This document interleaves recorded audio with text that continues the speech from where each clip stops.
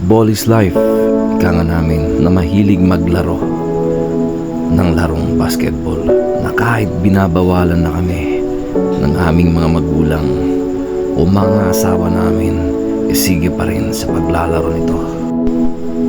Dito lang namin nare-relax ang aming sarili, natatanggal ang mga stress o nabibigyan solusyon ang mga ibang problema sa buhay.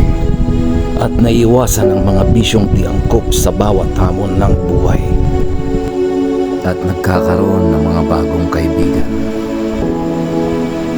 Dito mo mararanasang magkaroon ng tagapayo kung paano lalaban sa mga pagsubok ng buhay at magkakaroon ng bagong strategies para masenso. Sa bawat laro, bawat dayo, matalo man o manalo, masaya pa din kasi iba yung laro ito. Anumang pagod, ang ramdam ay ayos lang.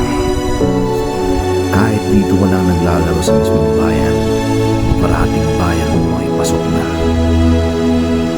Kasi ibang level sa buhay ang naidudulot ng laro ito, kaibigan. Huwag ka lang magkaroon ng mabigat na injury, ay ayos lang.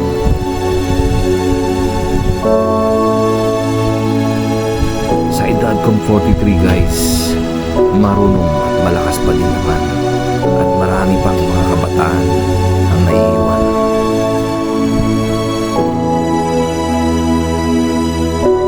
Huwag lang mangyari ang gaya nito, kaibigan.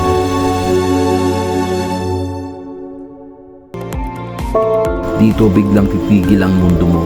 Lahat ng mga plano, pangarap sa kinabukasan ay bigla na lang hihinto. Nang dahil lang sa mga hindi nakataling mga aso.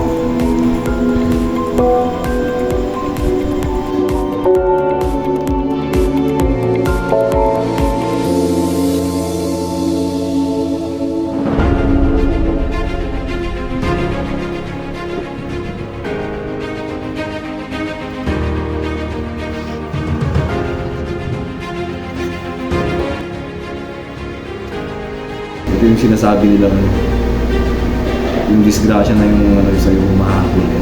Kahit iniwasan mo, ayun, sa isang iglap lang, wala na. Lahat ng mga gusto mong gawain bukas, kinabukasan mo, wala na.